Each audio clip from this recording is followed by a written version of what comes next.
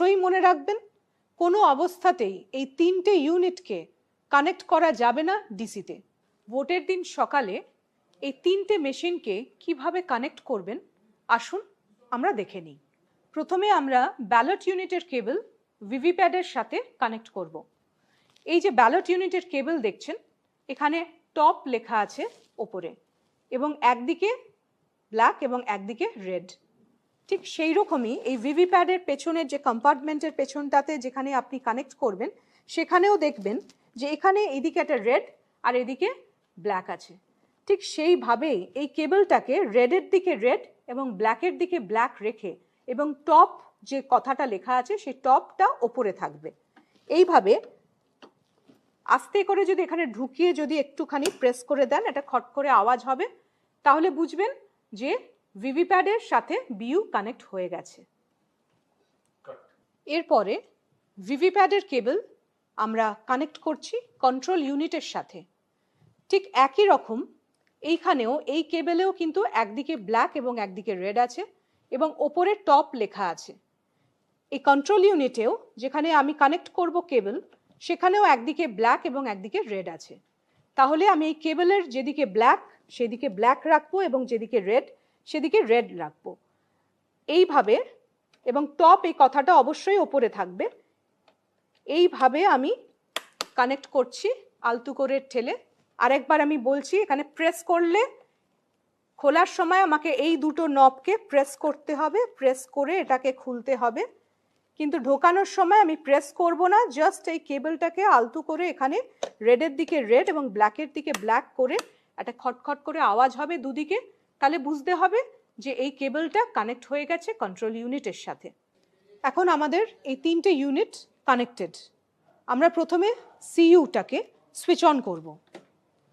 Switch অনের সাথে সাথে এই যে ভিভিপ্যাডের পেছন দিকে যে ব্ল্যাক নব আছে, কালো রঙের যে নব, এটি হরাইজন্টাল পজিশনে আছে, এটাকে আমরা ভার্টিক্যাল পজিশনে করে দেব। করে দেবার সাথে সাথে এইটি কিন্তু জ্বলে উঠবে এবং এটা ফাংশনাল হয়ে গেল এবং 7খানা ভিভিপ্যাড টেস্টিং স্লিপস বেরিয়ে আসবে। ভিভিপ্যাড টেস্টিং হয়ে গেছে। এরপরে পোলিং এজেন্টের সহায়তায় আমরা মক পোল শুরু করব। এই কন্ট্রোল ইউনিটে এখানে এই ব্যালট বাটন প্রেস করে ব্যালট ইস্যু করছি। সঙ্গে সঙ্গে আমরা দেখতে পাচ্ছি এই ব্যালট ইউনিটে গ্রিন ল্যাম্প জ্বলে উঠেছে। এরপরে আমরা একটা ব্যালট ব্লু বাটন প্রেস করছি। এখানে রেড ল্যাম্প জ্বলেছে এবং এই ক্যান্ডিডেটের এগেনস্টে এখানে দেখছেন ভিভিপ্যাডের স্লিপটা বেরিয়ে আসছে। এটা 7 সেকেন্ডের জন্য দেখতে পাওয়া যাবে। একটা ভোট কাস্ট হয়ে গেল। এরপরে আরেকটা আমি প্রেস করছি, এখানে ব্যালট ইস্যু করলাম, এখানে গ্রিন ল্যাম্প জ্বলছে। সেকেন্ড ক্যান্ডিডেটকে আমি ভোট দিচ্ছি, এখানে রেড ল্যাম্প জ্বলছে। এখানে দেখা যাচ্ছে যে বিটা এই ক্যান্ডিডেটের সিম্বলকে দেখা যাচ্ছে, এটা থাকছে 7 সেকেন্ড, এরপরে এটা কেটে পড়ে যাবে। এইভাবে প্রত্যেকটা আনমাস্কড ব্লু বাটনে একটি করে ভোট অবশ্যই দিতে হবে। একটি করে ভোট দেওয়াটি বাধ্যতামূলক। তাহলে প্রত্যেকটি ক্যান্ডিডেট এবং নোটার এগেনস্টে প্রথমে আপনারা একটি করে ভোট দেবেন এবং তারপরে এক বা একাধিক ক্যান্ডিডেটের এগেনস্টে আপনারা ভোট দিতে থাকবেন। ন্যূনতম 50টি ভোট এখানে এইভাবে দিতে হবে। 50টি ভোট দেওয়া হয়ে গেলে কন্ট্রোল ইউনিটে আপনারা টোটাল বাটনটা প্রেস করবেন। টোটাল বাটন প্রেস করার পরে আপনারা এই ডিসপ্লে ইউনিটে দেখতে পাবেন টোটাল ভোটস কাস্ট কত হয়েছে, যেটা আপনারা পোলিং এজেন্টদেরকে দেখিয়ে দেবেন। এবং এর পরের যে কাজ আছে সেটা হচ্ছে প্রিসাইডিং অফিসারের একটি রিপোর্ট আছে, প্রিসাইডিং অফিসার্স রিপোর্ট পার্ট 1, যেটা হচ্ছে মক পোল সার্টিফিকেট আমরা বলে থাকি। সেই মক পোল সার্টিফিকেটটাকে আমাদেরকে ফিল আপ করতে হবে। আসুন আমরা দেখে নিই মক পোল সার্টিফিকেট এরপরে কিভাবে ফিল আপ করব। এই মক পোল সার্টিফিকেটের প্রথম কলমে আপনারা দেখতে পাচ্ছেন নেম অফ ক্যান্ডিডেটস ইনক্লুডিং নোটা এখানে লেখা আছে।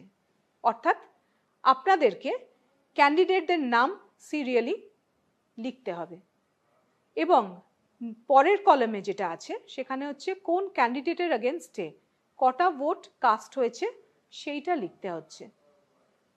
তার পরের কলামে দেখা যাচ্ছে কন্ট্রোল ইউনিটে কোন ক্যান্ডিডেটের এগেনস্টে কত ভোটস পোল্ড হয়েছে সেটা লিখতে হবে।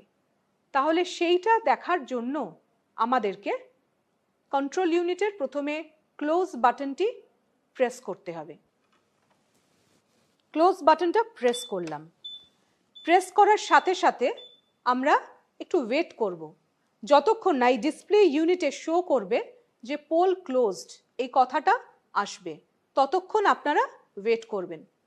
পোল ক্লোজড এই কথাটা এখানে আসার পরে আমরা এই রেজাল্টের ইনার কভার যেটা আছে এটাকেও সরিয়ে দিয়ে এখানে রেজাল্টের ইয়েলো বাটনটা আছে, এটা কিন্তু আমরা প্রেস করব রেজাল্ট দেখার জন্য। এই রেজাল্ট বাটনটা আমরা যদি প্রেস করে দিই তাহলেও একটু ওয়েট করতে হবে।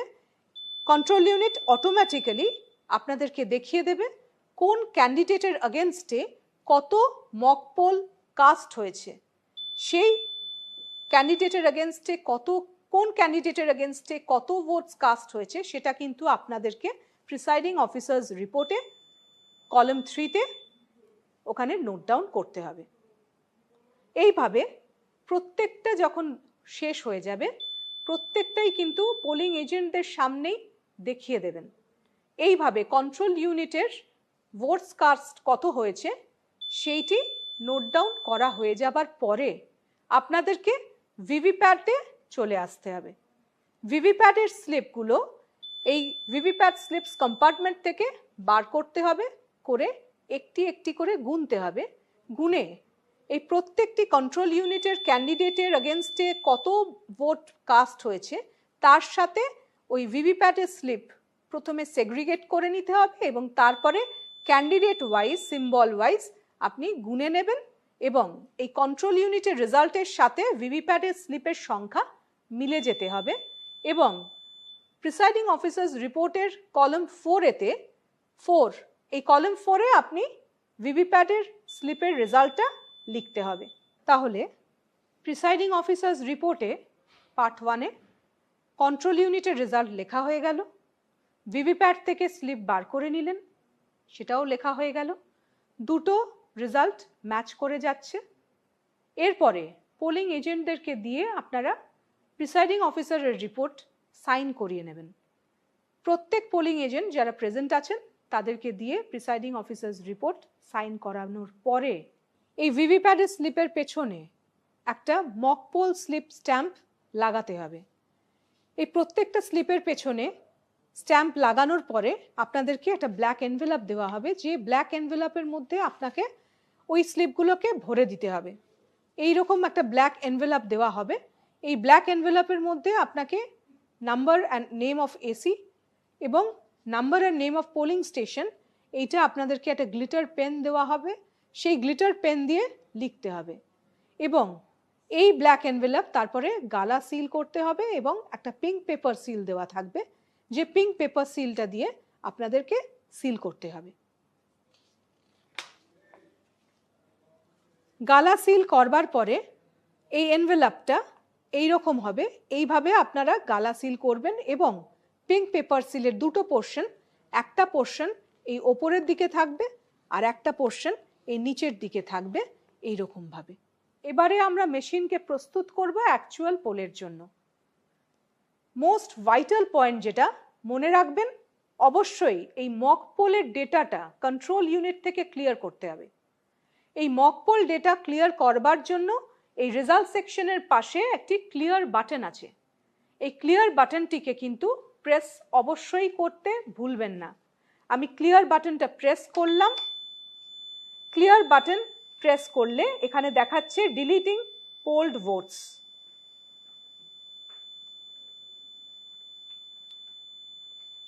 একটু সময় দেবেন, ভোটস পোল্ড কিন্তু 0 দেখাবে।